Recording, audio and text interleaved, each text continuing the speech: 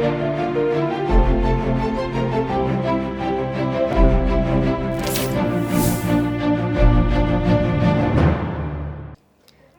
मैं हूं रत्ना और आप देख रहे हैं सी न्यूज भारत। वक्त हो चुका है उत्तर प्रदेश बुलेटिन का। बात करेंगे बरेली की, जहां ईडी की कार्रवाई के विरोध में कांग्रेसियों ने धरना प्रदर्शन किया। अगली खबर इटावा से है, जहां एक युवक को फेसबुक पर फूलन देवी को लेकर पोस्ट करना भारी पड़ गया। ऐसी तमाम खबरों पर विस्तार से चर्चा करेंगे इस बुलेटिन में। थाना बारादरी क्षेत्र के हजियापुर निवासी इशाक अहमद के बेटे मोहम्मद आशिक को ईद की दावत के कहकर घर से दोस्त बुलाकर ले गए और 9 दिन बाद परिवार वालों को मौत की सूचना मिली। परिजनों ने रजा एक्शन कमेटी के साथ आईजी से शिकायत कर कार्रवाई की मांग की है। बता दें कि मृतक के पिता इशाक अहमद ने बताया कि उसके बेटे मोहम्मद आशिक को ईद वाले दिन शाम लगभग 8 बजे रात में उसके दोस्त जुबैर, उमर और कार्तिक लेकर के चले गए। जी हां, उसके घर आए और उनके बेटे को ईद की दावत देने के बहाने अपने साथ सफेद रंग की कार में लेकर चले गए। वहीं बता दें कि लड़का रात भर वापस नहीं आया। वहीं इशाक अहमद ने फोन कर संपर्क करने की कोशिश की, लेकिन फोन बंद आ रहा था। प्रार्थी ने दूसरे दिन जब जुबैर आदि से अपने लड़के के बारे में पूछताछ की तो उन्होंने कोई सही जवाब नहीं दिया और इशाक अहमद के बेटे की ढूंढने का नाटक करते रहे। वहीं प्रार्थी ने 3 अप्रैल को थाना बारादरी बरेली पर गुमशुदगी की रिपोर्ट दर्ज कराई। तब 9 अप्रैल को प्रार्थी को जानकारी मिली कि 31 मार्च को ही उनके बेटे की मौत हो चुकी है और वो थाना शहजाद नगर जिला रामपुर की पुलिस को मृत अवस्था में सड़क किनारे पड़ा मिला था। पुलिस ने उसका पोस्टमार्टम करवाकर लाश को दफन कर दिया है। परिजनों का आरोप है कि मोहम्मद आशिक की जुबैर आदि ने हत्या की है और उसका मोबाइल फोन, पर्स, रुपए रखकर, एटीएम वगैरह रखकर अभिलेख आदि लूट लिए हैं। पिता ने रजा एक्शन कमेटी के कार्यकर्ताओं के साथ आईजी को तहरीर देकर जुबैर आदि के विरुद्ध रिपोर्ट दर्ज कर कार्रवाई की मांग की है। क्या नाम है आपका? इशाक अहमद। क्या मामला है? आईजी साहब से मिलने आए हैं। आईजी साहब से मिलने इसलिए आए हैं कि हमारा बेटा को मार दिया गया। कैसे हत्या हुई? कब गायब हुआ था? 31 तारीख को, 30 तारीख को गायब हुआ था। 31 को। कहाँ बॉडी मिली, कैसे पता लगा? ये मिला है रामपुर, जिला रामपुर में, शहजाद नगर थाने में। क्या हत्या कर दी किसी ने? जी 4 लोग, 3 लोग घर से लेके गए थे। घर से लेके गए थे। घर से कौन लोग ले गए थे? दोस्त थे उसके। तो क्या नाम? एक का नाम जुबैर है, एक का नाम उमर है, एक का नाम कार्तिक है। बुलाकर ले गए थे? जी। फिर? फोन आया था कि चलो चल रहे हैं। अच्छा, फिर उसके बाद में पता नहीं चला। पुलिस से शिकायत करी आपने? जी। क्या हुआ? गुमशुदगी लिखाई थी हमने। पुलिस ने कोई स्पष्ट नहीं ली इसमें। पुलिस ने कोई नहीं। पता कैसे लगा बॉडी कहाँ? 9 तारीख को पुलिस ने बताया। क्या नाम है आपका? बली मोहम्मद। कब लड़का घर से गायब हुआ था? ये मेरा भतीजा है, मैं उसका चाचा हूँ। इन्होंने मुझे बताया 31 तारीख को मेरा लड़का रात को ईद के वाले दिन गायब हो गया घर से। और जो घर वाले जो दोस्त तो लेके गए थे, पता चली किसके साथ गए तो बोले ये जुबैर इनके साथ लड़कों के साथ गया था। ईद की घुमाने, रोटी खवाने कहीं गए होंगे, खाना खिलाने। फिर जो रात भर इनने इंतजार देखा, फ़ोन लगाया, फ़ोन बंद जा रहा है। 11 बजे तक बहुत परेशान रहे ये। फिर सोचा सुबह आ जाएगा, सुबह भी नहीं आया। फिर इनने अपनी गुमशुदा की रिपोर्ट लिखवाई 2 दिन बाद ढूंढने के बाद में। कहाँ पे? बारादरी थाने। रिपोर्ट लिखने के बाद में आज तक कोई, वो 8 तारीख तक कुछ नहीं मिला।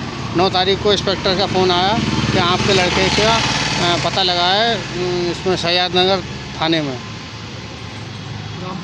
रामपुर में पकड़ लिया था। यूपी 22 होटल की लोकेशन मिली है। क्या मिला?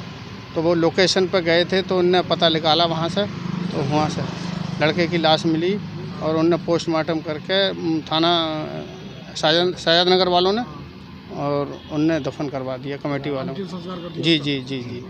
अब आप क्या चाह रहे हैं? हम चाह रहे हैं साहब इंसाफ मिले, कानून कार्रवाई हो, जो लड़के ले गए जो हाँ दोषी हैं उनको सज़ा मिले। बरेली से सी न्यूज संवाददाता मुकेश सिंह की रिपोर्ट। बरेली में Bhim army Azad Samaj party legal cell की स्थानीय इकाई ने बाबा साहेब डॉक्टर भीमराव अंबेडकर की 134वीं जयंती के दौरान देश भर में हुई हिंसक घटनाओं और प्रतिमा तोड़ने के मामलों के खिलाफ जिलाधिकारी के माध्यम से राष्ट्रपति को ज्ञापन सौंपा। संगठन ने इन घटनाओं को सामाजिक समानता और संवैधानिक मूल्यों के खिलाफ बताया। ज्ञापन में मध्य प्रदेश के मुरैना जिले के सिविल लाइन थाना हिगोना गांव की घटना को उल्लेख किया गया, जहां डीजे रोकने के विवाद में गुर्जर समाज के महेंद्र गुर्जर और उसके साथियों ने गोलीबारी की, जिसमें संजय की मौत हो गई और रानू गंभीर रूप से घायल है। वहीं उत्तर प्रदेश के एटा जिले की जलेसर तहसील में दिनेश यादव ने अनिल कुमार पर गोली चलाई, जिससे उनकी हालत नाजुक है। इसके अलावा गौतम बुद्ध नगर के ग्रेटर नोएडा के रिच यालगढ़ी गांव और हरदोई जिले के थाना सुरजीपुर बेहटा गोकुल में बाबा साहेब की प्रतिमाओं को क्षतिग्रस्त करने की घटनाओं पर भी रोष जताया है। संगठन ने आरोप लगाया कि कई स्थानों पर पुलिस प्रशासन ने बाबा साहेब की शोभा यात्रा रोकने का प्रयास किया, जो लोकतांत्रिक अधिकारों का उल्लंघन है। इन कृत्यों को निंदनीय बताते हुए संगठन ने इसे सामाजिक समरसता के लिए खतरा करार दिया है। वहीं भीम आर्मी ने राष्ट्रपति से अनुरोध किया कि पीड़ित परिवारों को उचित मुआवजा दिया जाए और दोषियों के खिलाफ कड़ी से कड़ी कार्रवाई की जाए। साथ ही ऐसी घटनाओं को रोकने के लिए प्रशासन को विशेष निर्देश जारी करने की मांग की। संगठन ने बाबा साहेब के विचारों को बढ़ावा देने और सामाजिक समानता की रक्षा के लिए संघर्ष जारी रखने का संकल्प दोहराया। ज्ञापन सौंपने के दौरान संगठन के पदाधिकारी और कार्यकर्ता अमर सिंह, एडवोकेट नेत्रपाल सिंह, एडवोकेट कपिल रत्न, एडवोकेट आदि मौजूद रहे। मेरा नाम अमर सिंह एडवोकेट है। मैं मंडल अध्यक्ष हूँ Azad Samaj party legal cell का। क्या मांगे हैं आज? ये मांग ये हमारी बाबा साहब 14 अप्रैल बाबा साहब का जन्मदिन पूरे भारतवर्ष में मनाया जाता है और ये जो असामाजिक तत्व के लोग हैं, एटा में, उत्तर प्रदेश के एटा में एक बहुजन अनुयायी के ऊपर गोली मार दी। मध्य प्रदेश का भी यही हाल है, वहाँ एक व्यक्ति की गोली मार दी और तमाम जगह बाबा साहब के जन्मोत्सव पे मतलब जो रोकने का काम किया गया पुलिस प्रशासन, तो हम इसके विरोध प्रदर्शन में और एटा मध्य प्रदेश में जो घटना हुई है उन दोषियों के विरुद्ध कड़ी कानूनी कार्रवाई करने के लेकर आज हम विरोध प्रदर्शन कर रहे हैं इस संबंध में और एक ज्ञापन राष्ट्रपति महोदय को दे रहे हैं कि जिन लोगों ने बहुजन अनुयायियों के ऊपर गोलियां चलाई हैं उन लोगों पर जो है कड़ी कानूनी कार्रवाई हो और उन्हें कड़ी से कड़ी सजा मिले। बरेली से सी न्यूज़ संवाददाता मुकेश सिंह की रिपोर्ट। इटावा के चकनगर में निषाद समाज के एक युवक को फेसबुक पर फूलन देवी को लेकर पोस्ट करना भारी पड़ गया। निषाद समाज के लोगों ने ज्ञापन देते हुए बताया कि फूलन देवी के ऊपर पोस्ट की गई थी। वहीं ठाकुर समाज के लोग पोस्ट देखकर नाराज हो गए हैं और निषाद समाज के लोगों को घर जाकर जान से मारने की धमकी देने का आरोप लगाया, जिसके बाद इटावा सपा सांसद जितेंद्र दोहरे ने अतिरिक्त मजिस्ट्रेट को ज्ञापन सौंपकर कानूनी कार्रवाई की मांग की है।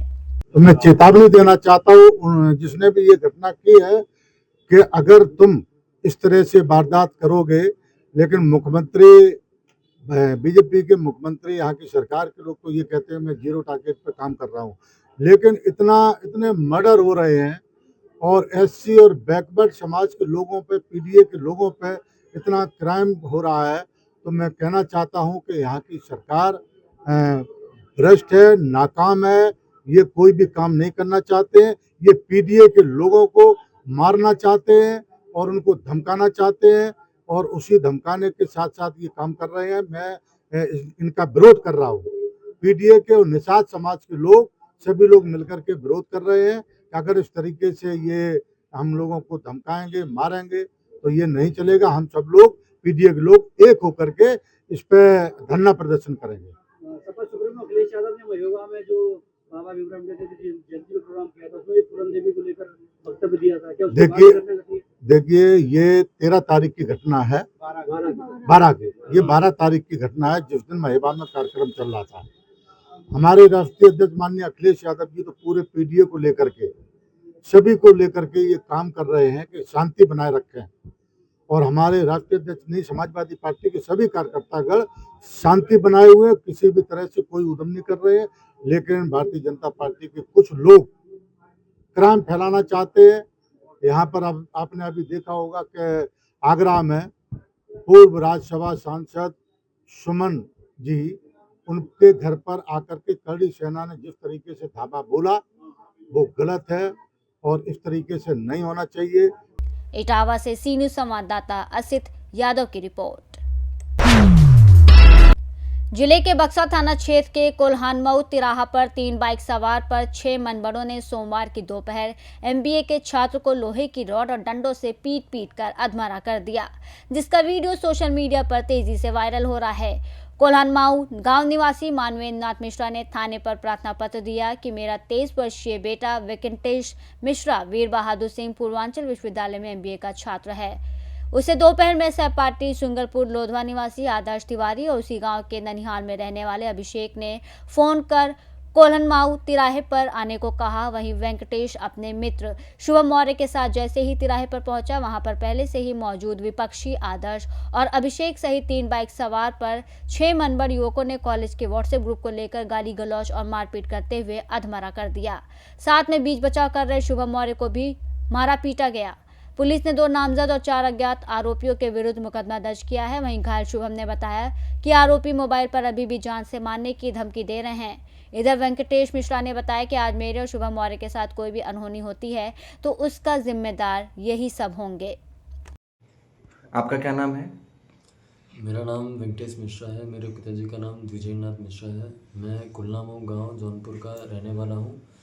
मैं पूर्वांचल विश्वविद्यालय के एमबीए का छात्र हूं और परसों रात मेरे पूर्वांचल के ही एमबीए कॉलेज ग्रुप में एक लड़के ने वल्गर मैसेज भेजा था, जिसके अगेंस्ट मैंने स्टैंड लिया ग्रुप का एडमिन होने के नाते। आपको मारपीट कैसे हुआ आपके साथ?